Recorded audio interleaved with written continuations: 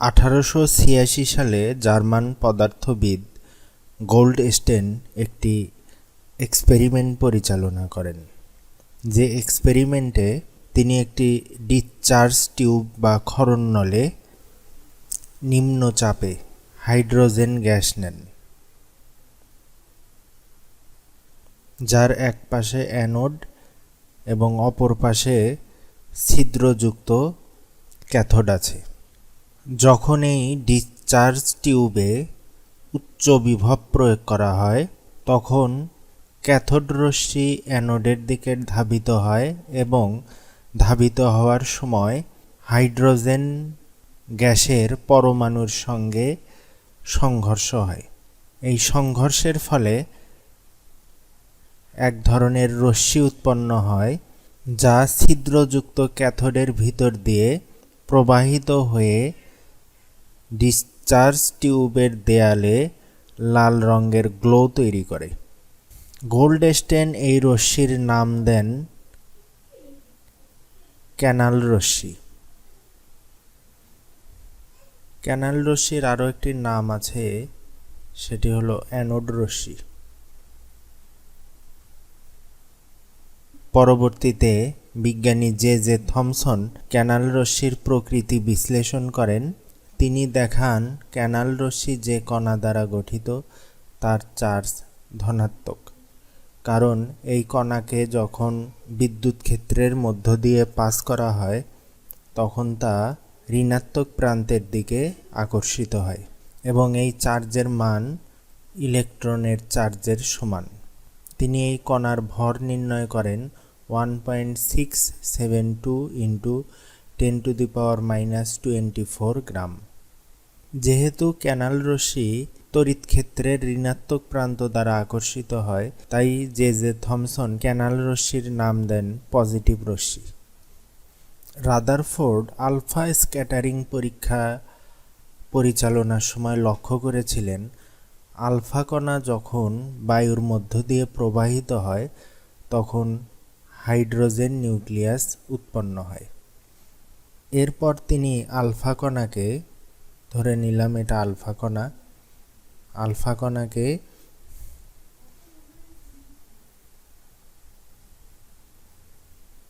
ধরলাম এই পাত্রের মধ্যে বিশুদ্ধ নাইট্রোজেন গ্যাস আছে।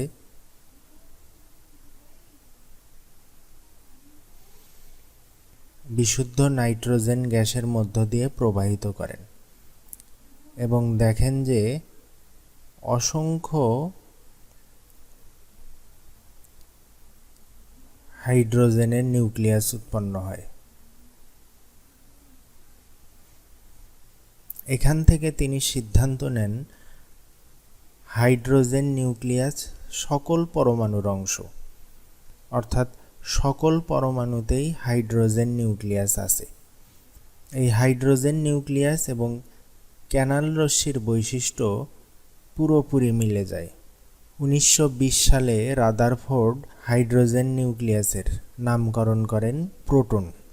গ্রিক শব্দ প্রোটন অর্থ ফার্স্ট, এবং তখন থেকে প্রোটনকে পরমাণুর মৌলিক কণিকা হিসাবে বিবেচনা করা হয়, যা পরমাণুর নিউক্লিয়াসে অবস্থান করে। আমরা জানি পরমাণুর নিউক্লিয়াস ধনাত্মক চার্জ বিশিষ্ট। এখন প্রশ্ন হলো, এই ধনাত্মক চার্জের মান কত? এই প্রশ্নের উত্তর দেন হেনরি মোসলে 1913 সালে। এজন্য তিনি একটি এক্সপেরিমেন্ট পরিচালনা করেন, যে এক্সপেরিমেন্টে হাই এনার্জি বিশিষ্ট ইলেকট্রন উৎপন্ন করা হয়। এই যে আমরা ক্যাথোড দেখতে পাচ্ছি, এখানে হাই এনার্জি বিশিষ্ট ইলেকট্রন উৎপন্ন করা হয়, আর এখানে ধাতব পাত স্থাপন করা আছে। এই হাই এনার্জি বিশিষ্ট ইলেকট্রন এই ধাতব পাতে গিয়ে আঘাত করে, ফলে এখান থেকে এক্স রে রশ্মি উৎপন্ন হয়। তিনি বিভিন্ন ধাতব পাত ব্যবহার করে এক্স রে রশ্মি উৎপন্ন করেন। এখানে কখনো তিনি পটাশিয়াম ধাতব পাত দিয়েছেন, কখনো আয়রন দিয়েছেন, কখনো অ্যালুমিনিয়াম ধাতব পাত দিয়েছেন, কখনো কপার ধাতব পাত দিয়েছেন। এভাবে বিভিন্ন ধাতব পাত দিয়ে দিয়ে তিনি এক্স রে রশ্মি উৎপন্ন করেন।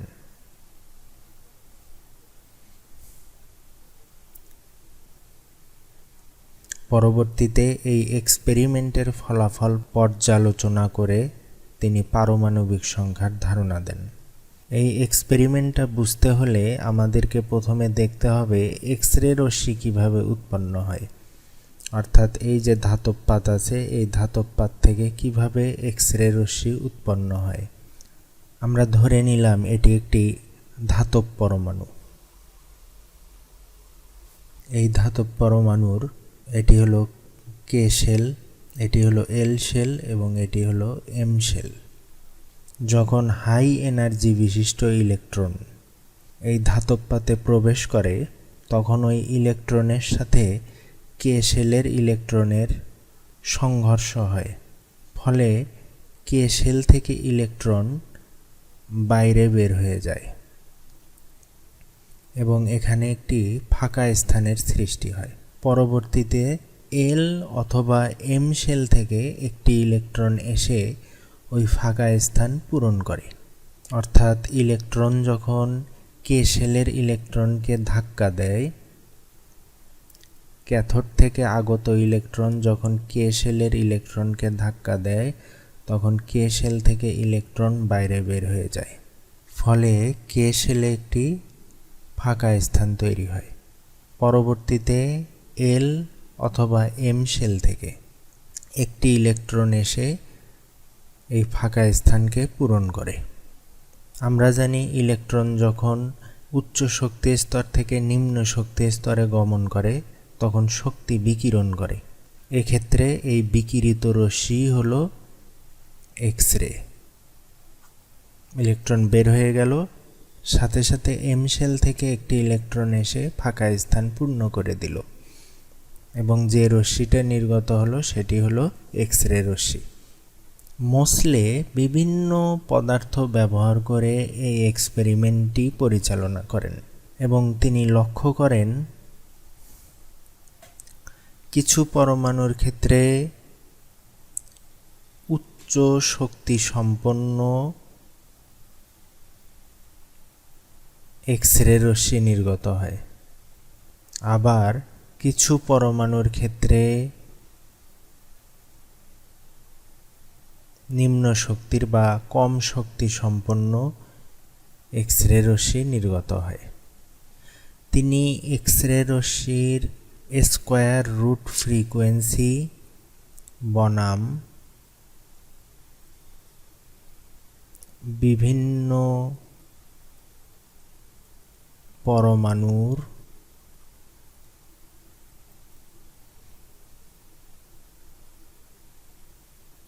পজিশন নাম্বার এরকম একটি লেখচিত্র অঙ্কন করেন। গ্রাফটি দেখার আগে আমরা দেখে আসি এই পজিশন নাম্বারটা কি। মেন্ডেলিভের পর্যায় সারণী এটি। মেন্ডেলিভের পর্যায় সারণী অনুযায়ী উনি হাইড্রোজেনের পজিশন ধরেন এটা 1, হিলিয়ামের পজিশন 2, লিথিয়ামের 3, 4, 5, 6, কার্বনের 6, নাইট্রোজেনের 7, অক্সিজেনের 8, ফ্লোরিনের 9, নিয়নের 10, সোডিয়ামের 11, ম্যাগনেসিয়ামের 12, 13, এইভাবে ইনি ক্রমান্বয়ে পজিশন নাম্বার ধরেন। এরপর যখন তিনি গ্রাফ অঙ্কন করেন এক্স রে রশ্মির স্কয়ার রুট ফ্রিকোয়েন্সি বনাম পজিশন নাম্বার,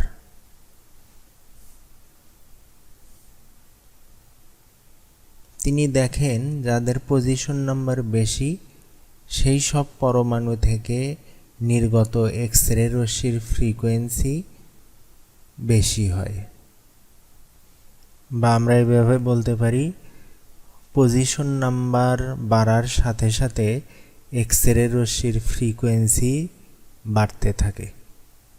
এটার ফিজিক্যাল সিগনিফিকেন্সটা কি? যদি কোনো পরমাণুর নিউক্লিয়াসের চার্জ হাই হয় তাহলে দেখা যায় ক্যাথোড থেকে আগত ইলেকট্রন নিউক্লিয়াস কর্তৃক তীব্রভাবে আকর্ষিত হয়। আগত ইলেকট্রন নিউক্লিয়াস কর্তৃক তীব্রভাবে আকর্ষিত হয়, ফলে এই ইলেকট্রনের গতিশক্তি হ্রাস পায়। আমরা জানি শক্তি সৃষ্টি বা ধ্বংস করা যায় না, তাহলে এই যে গতিশক্তি হ্রাস পেল, এটা হ্রাস পেয়ে কোথায় যায়? এই হ্রাসকৃত গতিশক্তি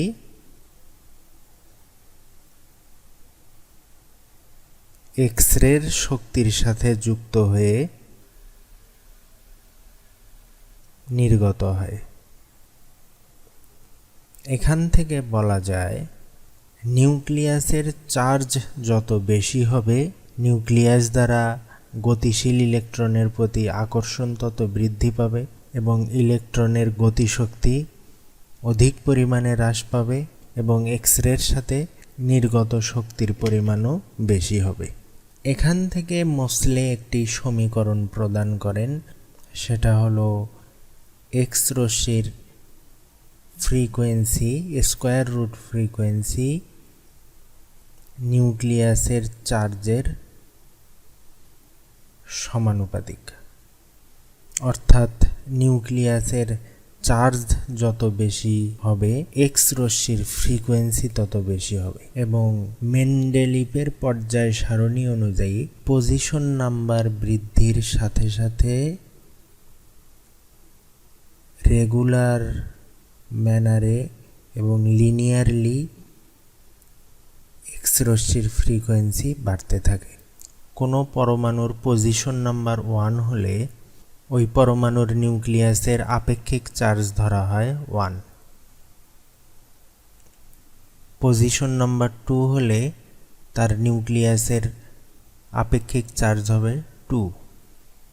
পরবর্তীতে এই আপেক্ষিক চার্জ বা পজিশন নাম্বারকেই অ্যাটমিক নাম্বার বা পারমাণবিক সংখ্যা হিসাবে অভিহিত করা হয়, যা একটি পরমাণুর ফান্ডামেন্টাল বৈশিষ্ট্য।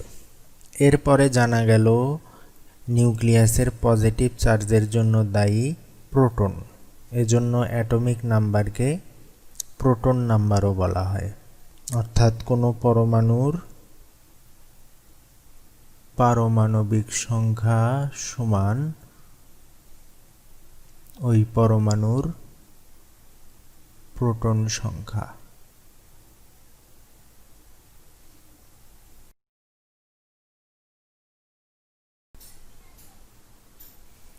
রাদারফোর্ডের পরমাণু মডেল থেকে আমরা জানি পরমাণুর কেন্দ্রে নিউক্লিয়াস থাকে এবং তাকে কেন্দ্র করে ইলেকট্রন ঘুরতে থাকে। এবং আমরা আরও জেনেছি পরমাণুর কেন্দ্রে সমস্ত ভর পুঞ্জীভূত থাকে এবং পরমাণুর কেন্দ্র প্রোটন দ্বারা গঠিত। অর্থাৎ একটি পরমাণুর ভর মূলত ওই পরমাণুতে কতগুলি প্রোটন আছে সেই প্রোটনের ভরের সমষ্টি।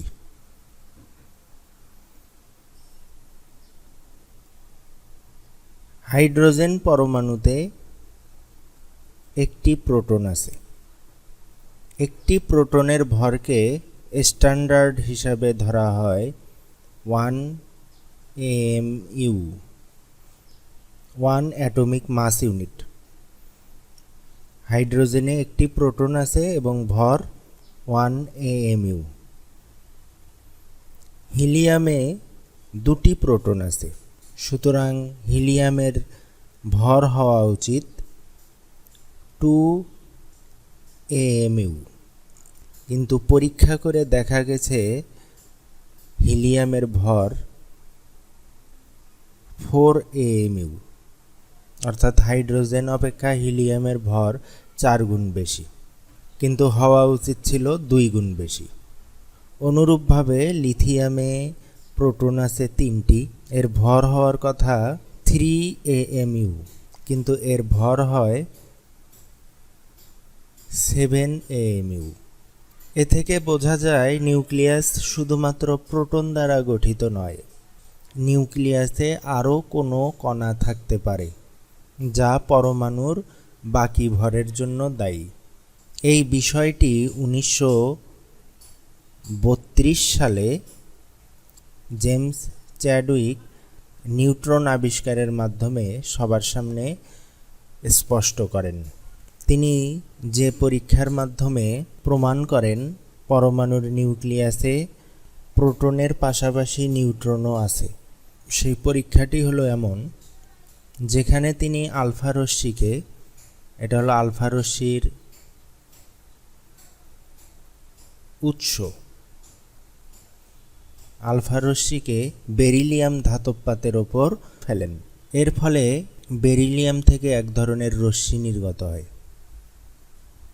পরীক্ষার মাধ্যমে দেখা যায় এটি বিদ্যুৎ ক্ষেত্র দ্বারা আকর্ষিত বা বিকর্ষিত হয় না, সুতরাং এটি একটি নিরপেক্ষ রশ্মি।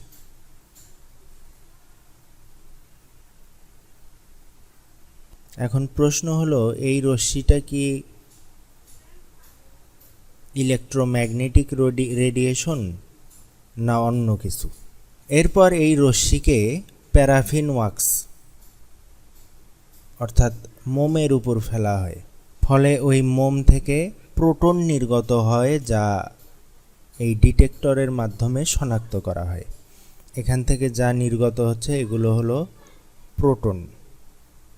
এখান থেকে এই প্রোটন নির্গত হওয়া থেকে প্রমাণিত হয় এটা ইলেকট্রোম্যাগনেটিক রেডিয়েশন নয়। এখান থেকে যে নিরপেক্ষ রশ্মি নির্গত হয় সেটা ইলেকট্রোম্যাগনেটিক রেডিয়েশন নয়, কারণ ইলেকট্রোম্যাগনেটিক রেডিয়েশনের ওই পরিমাণ শক্তি নেই যে 7টি ইলেকট্রোম্যাগনেটিক রেডিয়েশন সম্পর্কে আমরা জানি। ওই রেডিয়েশনের এই পরিমাণ শক্তি নেই যে তারা কোনো পদার্থ থেকে প্রোটন নির্গত করতে পারে। এ থেকে প্রমাণিত হয় এই নিরপেক্ষ রশ্মি কোনো ইলেকট্রোম্যাগনেটিক রেডিয়েশন নয়, এটা পরমাণুর অন্য কোনো একটি মৌলিক কণিকা। বিজ্ঞানী চ্যাডউইক এটির নাম দেন নিউট্রন। এ থেকে প্রমাণিত হয় পরমাণুর নিউক্লিয়াসে প্রোটনের সাথে নিউট্রনও থাকে এবং সমগ্র পরমাণুর ভরের জন্য শুধু প্রোটনই নয়, নিউট্রনও দায়ী। এবং বিজ্ঞানী চ্যাডউইক নিউট্রনের ভর নির্ণয় করেন 1.675 × 10⁻⁻24 গ্রাম, যা প্রোটনের ভর থেকে সামান্য বেশি। তাহলে আমরা পরমাণুর 3টি স্থায়ী মৌলিক কণিকা পেয়ে গেলাম: electron, proton, neutron. Electron negative charge বিশিষ্ট, প্রোটন পজিটিভ চার্জ বিশিষ্ট, এদের উভয়ের চার্জ সমান। নিউট্রন চার্জ নিরপেক্ষ। প্রোটন এবং নিউট্রনের আপেক্ষিক ভর 1। ইলেকট্রন প্রোটন অপেক্ষা 1837 গুণ হালকা। ইলেকট্রন এবং প্রোটনের আপেক্ষিক চার্জ ধরা হয়েছে -1 এবং +1। এই তথ্যগুলো আমাদের এমসিকিউ এর জন্য অত্যন্ত গুরুত্বপূর্ণ। পরমাণুর মোট কণিকা সমূহকে 3 ভাগে ভাগ করা যায়। স্থায়ী কণিকা, এর মধ্যে আছে ইলেকট্রন, প্রোটন, নিউট্রন। এছাড়া আরও বিভিন্ন ধরনের অস্থায়ী কণিকা পাওয়া যায়, যেমন Mason, boson, positron, neutrino, graviton ইত্যাদি। পরমাণুর অভ্যন্তরে এই স্থায়ী এবং অস্থায়ী কণিকা ছাড়াও আরও এক ধরনের ভারী কণিকা পাওয়া যায়, এদেরকে বলা হয় কম্পোজিট কণিকা, যেমন আলফা কণা, ডিউটেরন কণা ইত্যাদি কম্পোজিট কণিকার উদাহরণ।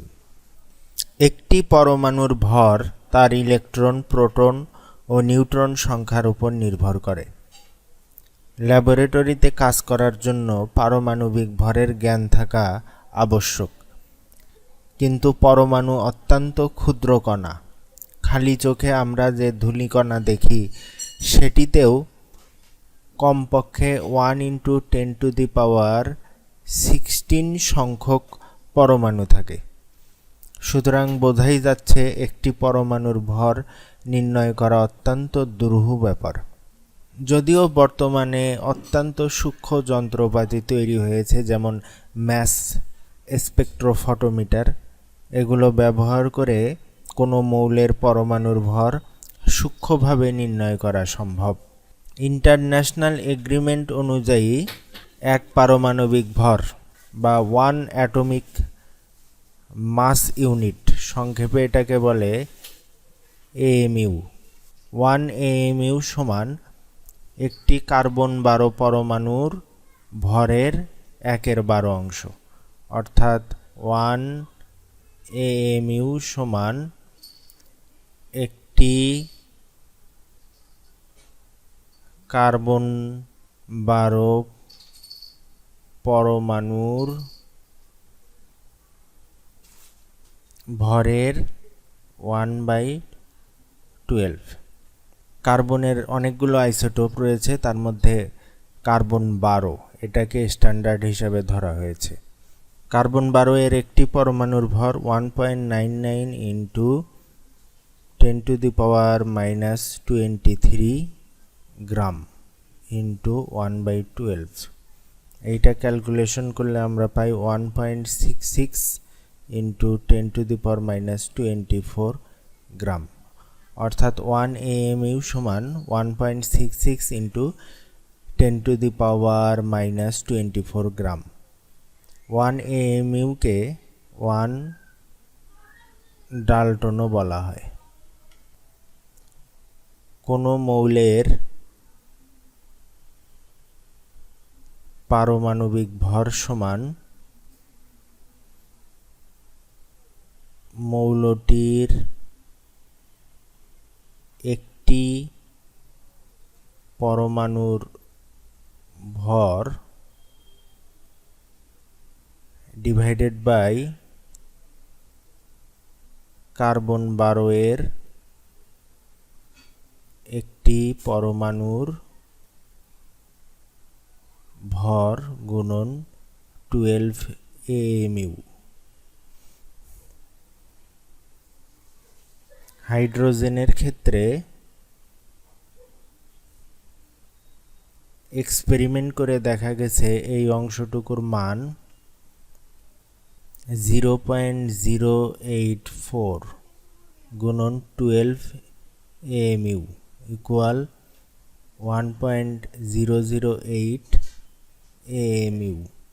সুতরাং হাইড্রোজেনের পারমাণবিক ভর 1.008 এএমইউ। প্রকৃতিতে কার্বন এভাবেও পাওয়া যায়, আবার 13 কার্বন এভাবেও থাকে। প্রকৃতিতে এর পরিমাণ 98.90%। কার্বন 13 এর পরিমাণ 1.10%। যেসব পরমাণুর একাধিক আইসোটোপ পাওয়া যায় তাদের আমরা গড় পারমাণবিক ভর হিসাব করি। যেমন কার্বনের গড় পারমাণবিক ভর সমান 12 গুণন 98.90 divided by 100 plus 13 into 1.10 divided by 100, এটা ইকুয়াল পাবো 12.01 এএমইউ। কোনো মৌলের ভর সংখ্যা এবং প্রোটন সংখ্যাকে উপস্থাপন করার অ্যাকসেপ্টেড ওয়ে হলো ভর সংখ্যাকে মৌলের বাম পাশে সুপারস্ক্রিপ্ট হিসাবে লিখতে হয়। এ দ্বারা ভর সংখ্যাকে প্রকাশ করা হয়। ভর সংখ্যার আরও একটি নাম আছে, সেটা হলো নিউক্লিয়ন সংখ্যা। ভর সংখ্যা হলো প্রোটন এবং নিউট্রন সংখ্যার যোগফল। প্রোটন সংখ্যাকে মৌলের বাম পাশে সাবস্ক্রিপ্ট হিসাবে লেখা হয়। প্রোটন সংখ্যা এবং পারমাণবিক সংখ্যা সমান। একই মৌলের বিভিন্ন পরমাণুর প্রোটন সংখ্যা সমান, কিন্তু ভর সংখ্যা এবং নিউট্রন সংখ্যা যদি ভিন্ন হয় তখন ওই সব পরমাণুকে পরস্পরের আইসোটোপ বলে। আইসোটোপ হয় একই মৌলের পরমাণুর, যেমন কার্বন 12, কার্বন 13। কার্বনের প্রোটন সংখ্যা বা পারমাণবিক সংখ্যা 6।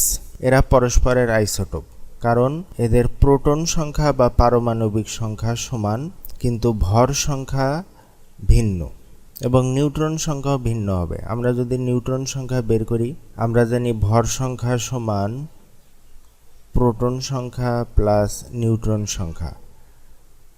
তাহলে নিউট্রন সংখ্যা হবে ভর সংখ্যা মাইনাস প্রোটন সংখ্যা। এখানে 12 থেকে 6 বাদ দিলে আমরা পাই 6, এখানে 13 থেকে 6 বাদ দিলে নিউট্রন সংখ্যা পাই 7। তার মানে ভর সংখ্যা এবং নিউট্রন সংখ্যা ভিন্ন, শুধুমাত্র সমান হলো প্রোটন সংখ্যা বা পারমাণবিক সংখ্যা। তা আইসোটোপের ক্ষেত্রে এই বিষয়টা আমরা এইভাবে মনে রাখতে পারি, আইসোটোপ শেষে প আছে, এই প দ্বারা আমরা মনে রাখবো প্রোটন সংখ্যা সমান।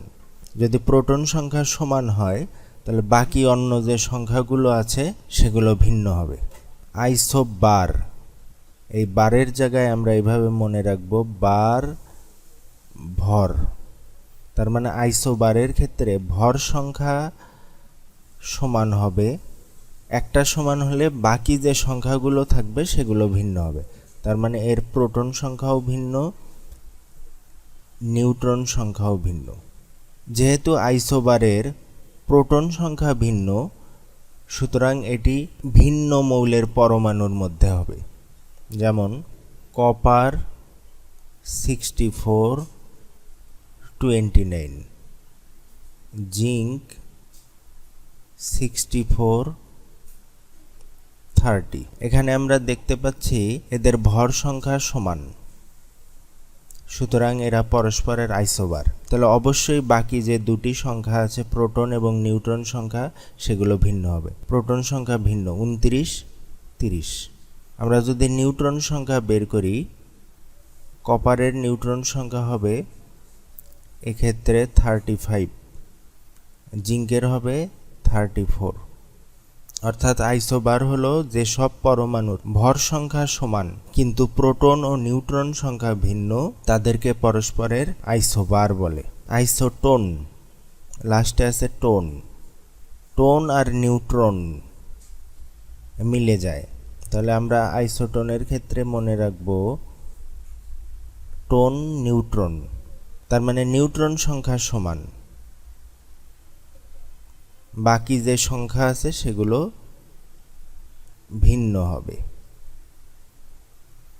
যেমন কার্বন 14, 6, অক্সিজেন 16, 8। এদের ভর সংখ্যা ভিন্ন, প্রোটন সংখ্যা ভিন্ন। এবার আমরা দেখি নিউট্রন সংখ্যা। কার্বনের নিউট্রন সংখ্যা 8, অক্সিজেনেরও নিউট্রন সংখ্যা 8। নিউট্রন সংখ্যা সমান, সুতরাং এরা পরস্পরের আইসোটোন।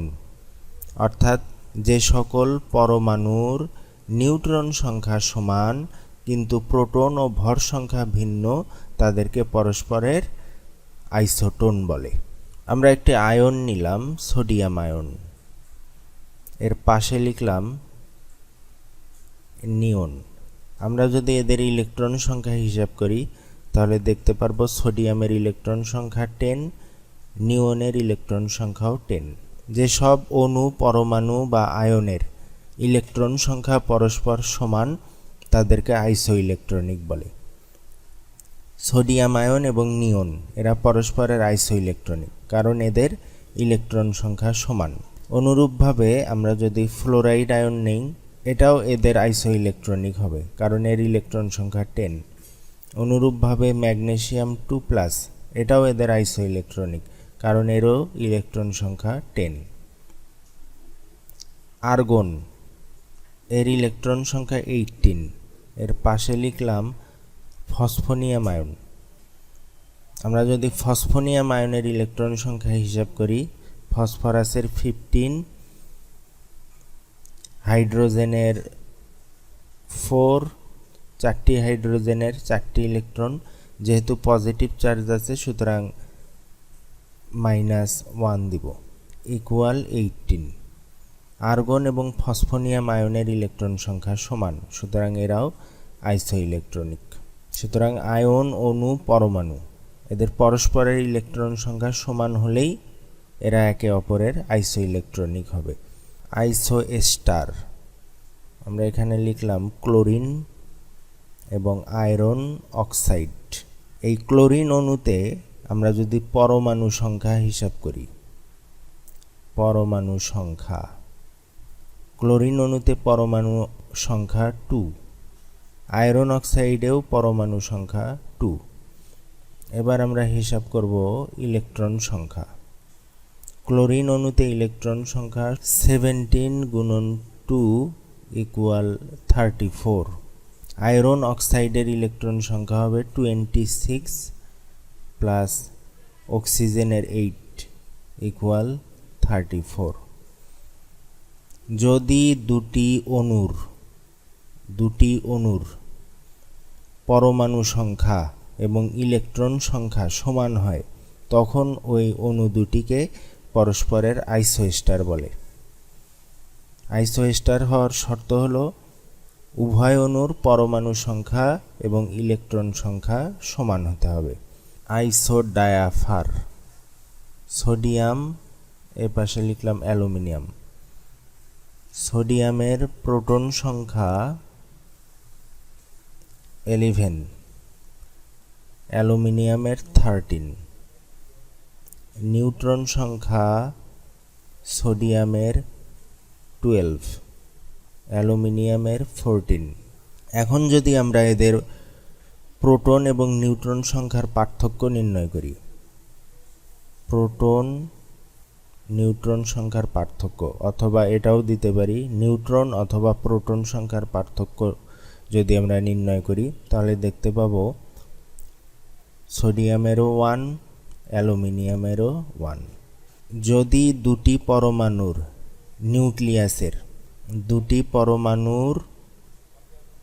নিউক্লিয়াসের প্রোটন এবং নিউট্রন সংখ্যার পার্থক্য সমান হয় তখন তাদেরকে পরস্পরের আইসোডায়াফার বলে।